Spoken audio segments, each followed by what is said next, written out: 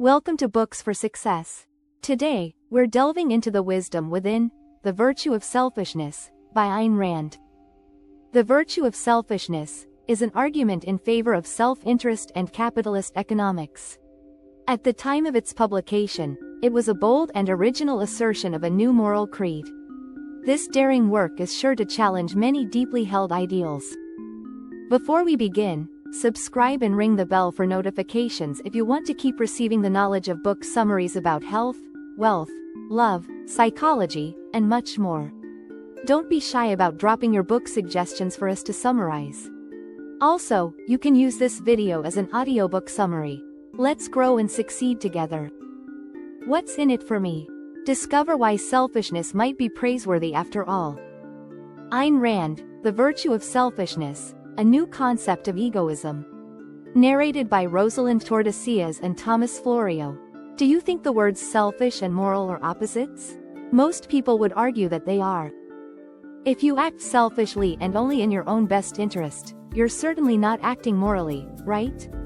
But these chapters dissent. They argue that concern for your own well-being isn't just natural, it's the foundation of all moral evaluation, and the basis of life itself. These chapters lay out arguments that strike at the roots of contemporary ethics. From the conviction that we should always help others, to the idea that morality is purely subjective, they take moral certainties and turn them swiftly on their heads. Whether you find yourself enthusiastically agreeing or sighing in dismay, you're likely to be moved either way. Chapter 1: Morality can be determined objectively. Most people agree that taste is subjective. Some people like spicy foods, others can't stand them. Some people like rich desserts, others prefer something lighter. On the whole, these preferences don't cause us much trouble. We're content to live and let live, so we don't insist that our tastes are objectively correct. But what about when it comes to something serious? What about morality? Is that just a personal preference too? To put the question another way, are ethical beliefs purely subjective? Or can we actually ground them in hard facts? The key message here is, morality can be determined objectively. According to the author, morality isn't just a question of taste. The issue of right and wrong is one that arises from the facts of life. How so? Well, a human being is an organism like any other. And like all living things, humans face two stark options at any given time. Life or death. If we don't want to die, then we naturally opt for life. This decision is key because committing to life provides us with a standard we can use to weigh up our actions. This point is worth dwelling on. By committing to survival, we provide ourselves with a fundamental value, life. And with that single value, we've set up a natural ethical framework. What does this framework look like? Well, it's pretty simple. What helps us to survive is good, and what threatens our existence is bad. That all sounds fairly straightforward. The problem is, humans can't always tell which actions will help them survive, and which will endanger them. We can't rely on our instincts alone to tell poisonous berries from edible ones, or true friends from traitors. These are questions we must figure out for ourselves. In other words, in order to choose between the good options that keep us alive, and the bad options that threaten our survival, we must use our ability to reason. Of course, we can get it wrong, and end up making foolish decisions, but that doesn't change the facts of morality. Some decisions are objectively good for us, and some are objectively bad. Chapter 2: Selfishness is good, as long as it's rational. So, we now have a fundamental and objective moral principle.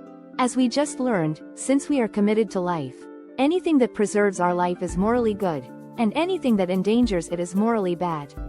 This is a novel conception of ethics, and it's vastly different from what most people believe. According to orthodox thought, the most moral action is the least selfish one. In other words, most people think a good person always acts selflessly, whereas a bad person only pursues selfish urges. But the author argues that this is a false view of morality, since it ignores our natural obligation to look out for our own interests. The key message here is, selfishness is good as long as it's rational. According to the author, every human being is, quote, an end in himself. This is an old idea in moral philosophy, but it takes on a new meaning in our context of self-interested morality. If people are ends in themselves, it means they possess importance in their own right. In other words, they don't exist in order to further anyone else's personal agendas. But the phrase tells us something more. If other people don't exist just to make us happy, then we don't exist to make others happy either. Every human being has the responsibility to look out for her own welfare, and only with that principle in mind can you live truly morally. This idea sometimes confuses people. If it's moral to pursue your own interests, does that mean anything that pleases you is morally good? Not at all. Ultimately, not everything that pleases you is truly in your interest. And not everything you want is a rational desire. Sometimes it can be a dangerous whim. So, to live morally, you have to make some important calls. Living morally actually means shouldering quite a burden.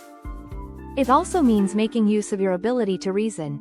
After all, if we pursue irrational urges, we often end up harming ourselves and damaging our commitment to life. But when we use reason to seek our true self-interest, we are pursuing the highest moral good. Chapter 3: Help others only if you have selfish reasons to do so. Imagine you're happily married to a man who is diagnosed with a serious illness. Naturally, you're distraught. You're also lucky. You have substantial savings, and you can just about pay for the life-saving treatment your husband needs. But should you? What if the same sum of money could save the lives of 10 people suffering from a different disease? Many people will tell you that the most moral choice is the least selfish one. But according to what we've just learned, this isn't what true morality is about. The key message here is, help others only if you have selfish reasons to do so. In choosing between the life of your husband and the lives of 10 strangers, saving your husband is both rational and selfish. This, as we've seen, also makes it the moral decision. But wait a minute, isn't it good to sacrifice your own needs for others? Surely it would be moral to put the lives of 10 others in front of your own spouse? Well, not according to the author. If you saved 10 random patients, you'd be treating a lesser value, the welfare of strangers, as more important than a greater one, the welfare of your spouse. This, of course, is exactly what constitutes sacrifice, surrendering the greater in exchange for the lesser. But it's also irrational and detrimental to your interests, and therefore morally bad. After all, you have a rational, selfish interest in your husband's life. You enjoy his company, and you want the best for him. His welfare concerns you and affects your happiness. In short, you love him. But that doesn't mean you feel selflessly. On the contrary, your love for him is as personal and selfish as it gets. And that's a good thing. Our selfish interests naturally include the interests of those we care about. It's not a sacrifice, and it's not selfless to look after those we love. But it is good. When it comes to strangers, though, we don't feel the same selfish affection, and we shouldn't act as though we do. Help people in emergencies, sure, but don't sacrifice your interests out of a false sense of duty. Chapter 4: A capitalist society respects the principles of self-interest and natural rights. So far, we've been looking at the virtue of selfishness on a personal level. But what about on a broader scale? Is collective selfishness good, or even feasible? According to the author, it is. There's one political structure that encourages people to pursue their own interests while recognizing the rights of others to do the same. It's a society founded on trade. The trader is a natural exemplar of the rational, self-interested citizen. She works productively toward her goals. She steals nothing and receives only what she earns. And she treats others neither as masters to be served nor as inferiors to be ordered about. The key message here is, a capitalist society respects the principles of self-interest and natural rights. In the author's view, a society of traders is a society characterized by pure and regulated capitalism. Why do capitalism and natural rights work so well together? To answer that question, we first need to look at what exactly rights refer to. In essence, a right is a legal entitlement. According to the Founding Fathers, American citizens have the right to do more or less anything that doesn't infringe on the rights of others. The vision laid out in the Declaration of Independence makes clear that citizens are born free and can't be forced into obedience by society. Because citizens can't be forced to act against their wishes, society develops along other lines. Instead of relying on brutal compulsion, social cohesion is guaranteed another way, through the emergence of capitalism. A capitalist system motivates citizens by appealing to their rational economic self-interest. These citizens are encouraged to form rational, self-interested relationships, which benefit them mutually, but also contribute to the growth of society as a whole. We have a society of traders, prospering through trade. Now, we've seen that rational, self-interested actions are moral actions. So, if capitalism is built on rational, self-interested actions, it follows that it is a fundamentally moral social economic system. A capitalist system cannot and does not force anyone to do anything. Instead, citizens appeal to each other's self-interest while respecting their natural political rights. Every person is seen as an end in themselves, with interests and rights that can never be overlooked. Chapter 5. The function of government should be limited to defending our rights. Even in a capitalist society, a government is a necessary evil. Because, sadly, not everybody can be relied on to respect their fellow citizens' rights. Some people steal, some murder, some make agreements they have no intention of fulfilling. The function of government is to regulate society, to make sure nobody infringes on anyone else's rights, and to hand out punishment if they do. But the ideal government in a capitalist society does nothing more than that. It does not tax people by compulsion. It does not regulate their private conduct. It leaves citizens to do as they please, so long as they leave their fellow citizens free to do the same. The key message here is, the function of government should be limited to defending our rights. Unfortunately, these days, the American government does far more than just protect our rights. In 1960, the Democratic Party ran on a platform that marked a profound change in political thinking.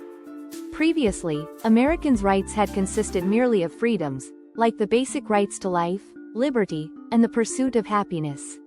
But now, many newly invented rights began to be called for, too. Among others, Democrats pronounced a useful and remunerative job, as well as medical care and the opportunity to achieve and enjoy good health, as fundamental rights. A job and medical care are pleasant things to have, sure, but offering them as rights is very dangerous. Why? Because the new rights don't just join the old established rights. They end up undermining and replacing them. Look at it this way. Giving every citizen free medical care means taxing some people in order to spend money on others. But in a system of pure capitalism, each citizen has the right to dispose of her income however she sees fit. So what becomes of that right when one citizen is forced to subsidize the bills of another? It disappears. Rights like these simply can't coexist. If we want to live in a society that respects our true rights and our rational self-interest, then the powers of government need to be drastically restricted, and stay that way. Chapter 6. Free thinkers should prepare to face intellectual intimidation. It's not trendy to champion capitalism, and defending self-interest rarely wins you many friends. So if you shop for opinions based on their popularity, it's probably best to forget everything you've learned in these chapters. But what if you base your principles on something more fundamental? What if you think things through, and conclude that self-interest is, in fact, morally good, and that capitalism is the only economic system consistent with real political rights? Well then, prepare to fend off a whole bunch of naysayers. If you're lucky, your moral and political opponents will try to out-argue you. More often than not, though, they'll adopt a more pernicious tactic. The key message here is, free thinkers should prepare to face intellectual intimidation. One of the simplest ways to avoid engaging with an argument is to simply dismiss your opponent as immoral. Even more effective is to present your opponent with an opportunity, come around to the correct and orthodox way of thinking, or expose yourself as cruel, cold-hearted, or utterly and irredeemably ignorant. The author calls this tactic the argument from intimidation, though it isn't so much an argument as a way of undermining argumentation itself. It's an attempt to bypass analysis and debate altogether. The way the argument from intimidation works is a lot like the story of the emperor's new clothes. In that story, a group of tricksters sell an emperor non-existent clothing by telling him that only moral people can see their handiwork. The king, who can't see anything, is too afraid to admit it. So he allows himself to be wrapped up in his new robes and then continues about his business. When the public catch sight of the naked emperor, they too are afraid to admit that they can't see his clothes. Instead, they attempt to outdo each other's extravagant compliments, until one honest child blurts out that the emperor is totally naked. Someone who makes use of the argument from intimidation is hoping that you'll be pressured into agreement, just like the cowardly public in that tale. Challenging their assertions, they suggest, will expose you as an immoral person who can't see the magical fabric that everyone else sees. If you find yourself in this situation, respond with all the sincerity of that single, honest child. Moral certainty and a commitment to the pursuit of truth rather than approval are the only weapons against intimidation of this kind. Final words. The key message is that morality has an objective and natural basis, and it compels us to pay attention to our own interests. That doesn't mean we should ignore those we love or mistreat those we don't know. But it does mean we should never sacrifice our own concerns out of a sense of duty to others. Also, some political systems are better suited to human virtue than others. The best being a free capitalist society. Thanks for being part of our insightful voyage. If our summary piqued your interest, we encourage you to dive into the complete book for a deeper understanding.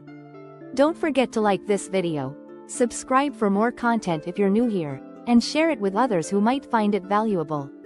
Keep on reading, discovering, and advancing until our next adventure.